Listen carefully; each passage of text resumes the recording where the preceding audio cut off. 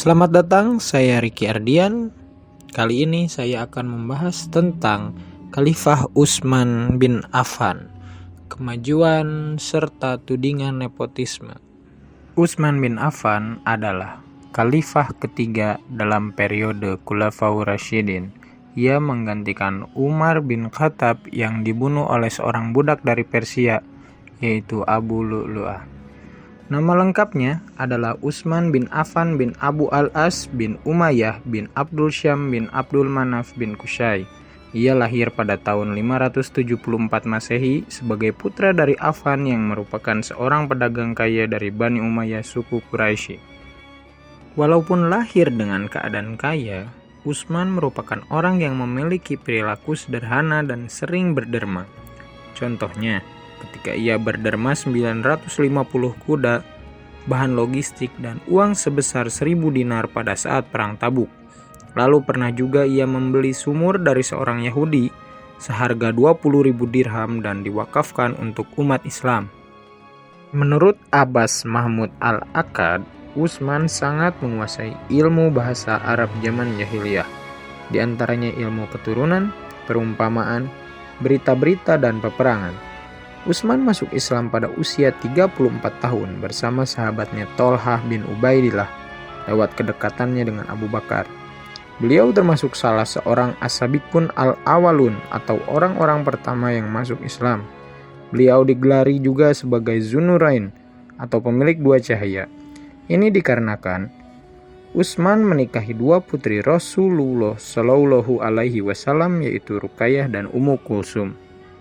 Pada saat Khalifah Umar meninggal, ia tidak menunjuk pengganti layaknya Abu Bakar menunjuk dirinya.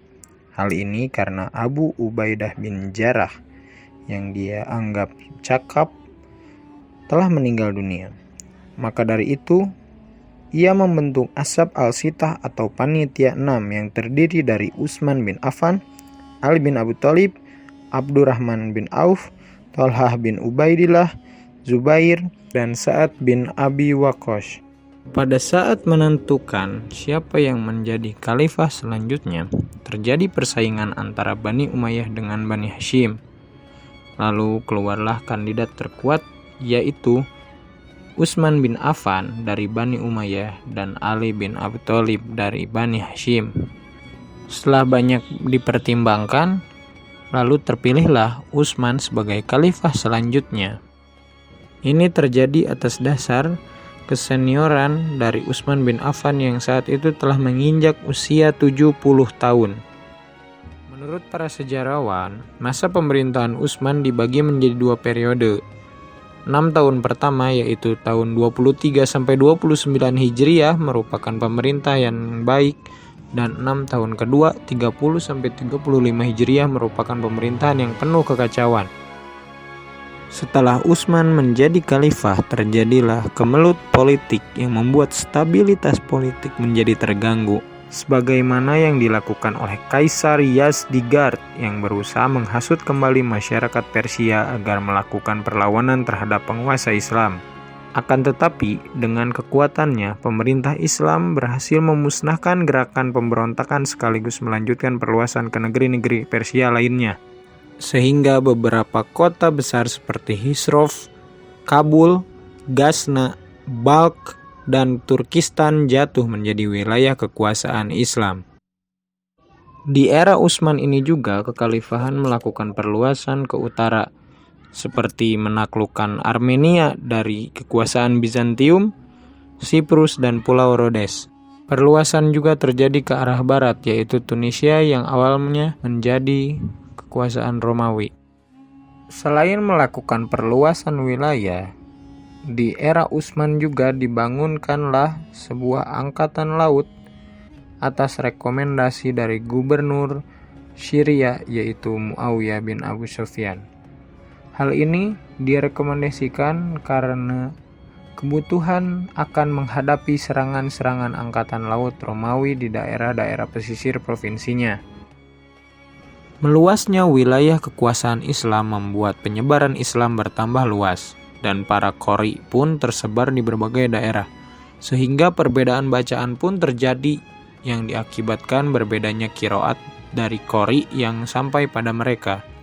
Para sahabat amat khawatir kalau perbedaan tersebut akan membawa perpecahan dan penyimpangan pada kaum muslimin. Setelah itu, Utsman sepakat untuk menyurati istri Rasulullah Shallallahu Alaihi Wasallam, yaitu Siti Hafsah, untuk meminjam lembaran pertama Al-Quran yang dipegang olehnya, lalu menyalinnya. Setelah disalin menjadi 5 buah mushaf, 4 buahnya dikirimkan ke daerah-daerah Islam supaya disalin kembali dan supaya dipedomani. 1 buah disimpan di Madinah untuk Khalifah Utsman sendiri, dan mushaf ini disebut Mushaf Al-Imam atau dikenal dengan Mushaf Utsmani. Selain melakukan beberapa kebijakan yang berdampak baik pada kekhalifahan, Utsman bin Affan juga melakukan beberapa kebijakan yang sangat kontroversial pada kala itu. Yang pertama, dia mengangkat kaum kerabatnya pada jabatan-jabatan tinggi negara atau yang kita kenal sebagai nepotisme. Ialah seorang saudara sesusuannya, Abdullah bin Sa'ad, diangkat menjadi gubernur Mesir menggantikan Amr bin Al-As. Lalu ada saudara sepupunya Walid bin Uqbah diangkat menjadi gubernur Kufah menggantikan Mughirah bin Syu'bah. Walid bin Uqbah kemudian diganti pula dengan saudara sepupunya, yaitu Sa'ad bin Al-As. Selanjutnya ada anak bibinya Abdullah bin Amir diangkat menjadi gubernur Basrah menggantikan Abu Musa al-Asy'ari. Selanjutnya ada Muawiyah bin Abi Sufyan yang masih sama-sama keturunan Bani Umayyah dikukuhkan menjadi gubernur Syria dan ditambah dengan wilayah Hims, Yordania, Libanon, dan Palestina. Semuanya berada di tangannya. Saudara sepupunya sekaligus menantunya, Marwan bin Hakam, diangkat menjadi sekretaris negara menggantikan Zaid ibnu Sabit, sehingga terkumpullah seluruh kekuasaan di tangan satu keluarga saja, yaitu Bani Umayyah. Yang kedua, Utsman membubarkan Dewan Pengelola Baitul Mal yang dulu dibentuk pada masa Khalifah Umar dan dijabat oleh Abdullah bin Arqam, yang terkenal sangat jujur dan berpotensi mengelola Baitul Mal.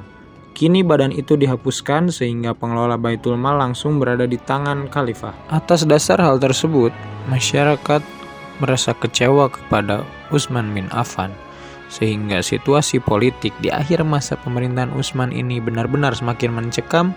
Bahkan usaha-usaha yang bertujuan baik untuk kemaslahatan umat disalahpahami dan melahirkan perlawanan dari masyarakat. Hingga pada akhirnya gerombolan pemberontak ini datang dan mengepung rumah Utsman meskipun telah dicegah oleh Ali dan 2 putranya Hasan dan Husain beserta kawan-kawannya. Tetapi karena jumlah pemberontak yang cukup besar serta telah bertahan selama 40 hari, akhirnya berhasil memasuki rumah Utsman. Akhirnya pemberontak berhasil membunuh Utsman secara tragis yang sedang membaca Al-Quran pada tanggal 17 Juni 656 Masehi. Satu hal yang harus kita garis bawahi adalah kekacauan dan ketegangan politik pada masa Khalifah Utsman bukanlah berarti bahwa Utsman tidak berhasil sama sekali dalam menjalankan pemerintahannya. Tidak ada yang sempurna, begitupun dengan pemerintahan Utsman bin Affan. Sekian video pembahasan dari saya. Terima kasih telah menonton. Bila saya melakukan kesalahan, tolong koreksi di kolom komentar. Terima kasih. Assalamualaikum warahmatullahi wabarakatuh.